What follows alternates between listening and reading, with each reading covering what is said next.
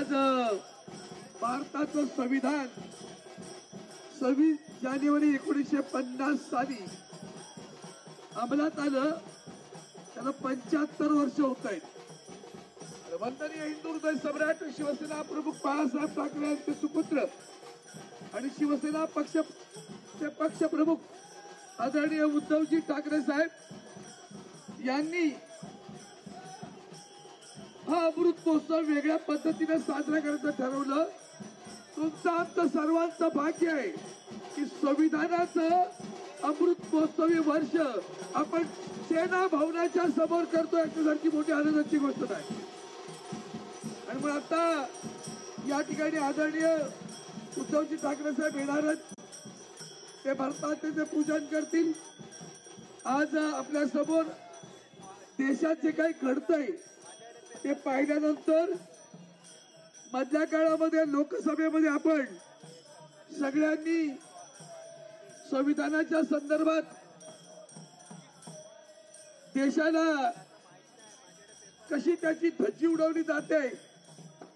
ज्या संविधानानं तुम्हाला आम्हाला सगळ्यात महत्वाचं काय दिलं असेल तर ते मतदान करण्याचा अधिकार डॉक्टर बाबासाहेब आंबेडकरांनी आपल्याला दिला.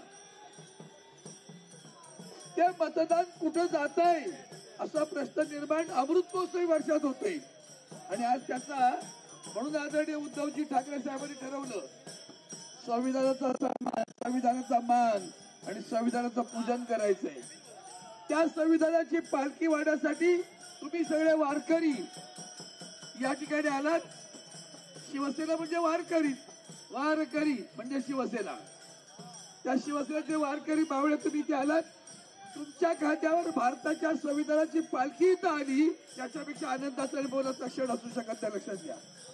त्याला जपण्यासाठी आजचा अमृत महोत्सवी कार्यक्रम आदरणीय उद्धवजींच्या मार्गदर्शनाखाली ते संपन्न होतोय. ते येतीलच. आज आपल्या सगळ्यांना सुरुवातीला मी म्हणालो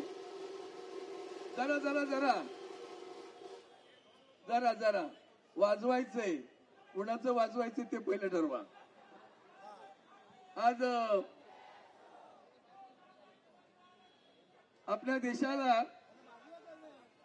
संविधान जेव्हा लोकसभेत सादर होऊन त्याची अंमलबजावणी झाली तो दिवस उद्या म्हणजे आज रात्री 26 जानेवारी 1950. बांधवांनो भगिनींनो बांधव आता उद्धवजी साहेब येतीलच. पण तत्पूर्वी मला एकच गोष्ट सांगायची आपल्याला. अलीकडेच लोकसभेत या विषयावर संविधानाचा सन्मान म्हणून चर्चा सुरू केली. आज देशामध्ये जे सरकार आहे ते सरकार आपण दैनंदिन अनुभवतोय कालच्या विधानसभेपर्यंत.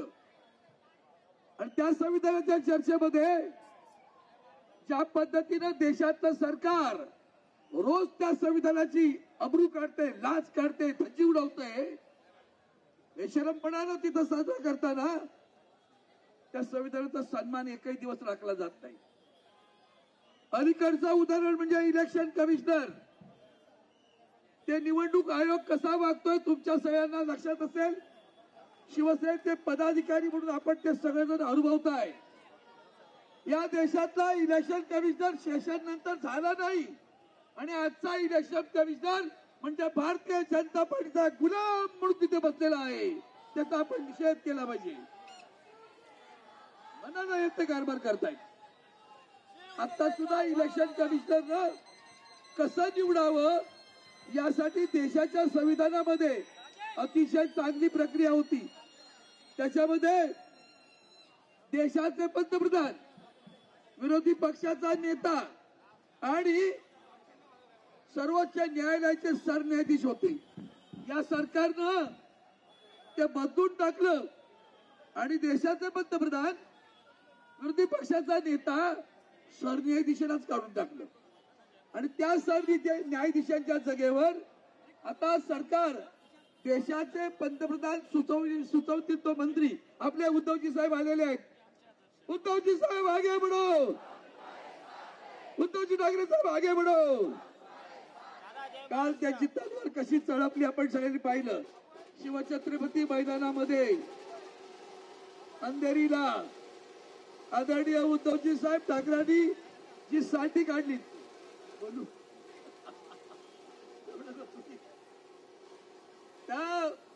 ती आपण पाहिलीत आणि म्हणून चित्तसेवासाठी आदरणीय उद्धवजी साहेबांनी काढली तरी राखून दिली असं मला अजूनही वाटते.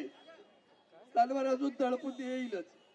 पण आज का आपण जमलो तर हेच हाच विषय घेऊन आपण लोकसभेची निवडणूक लढवत होतो.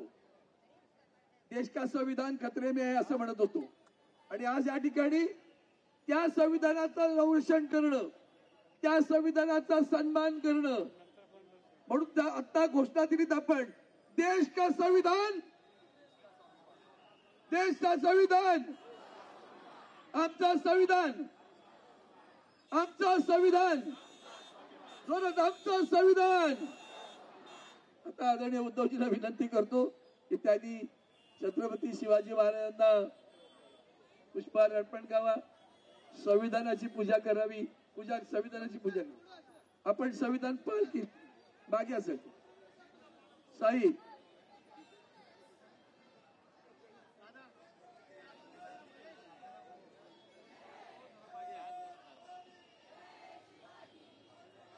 आपण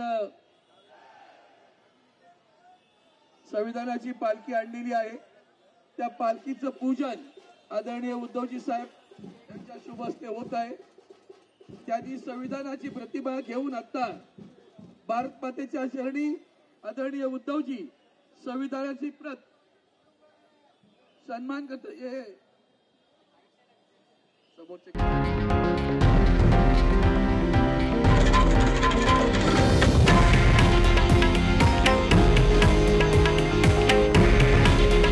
हे आहे देशातील नंबर 1 न्यूज नेटवर्क आणि आपण पाहत आहात TV9 मराठी.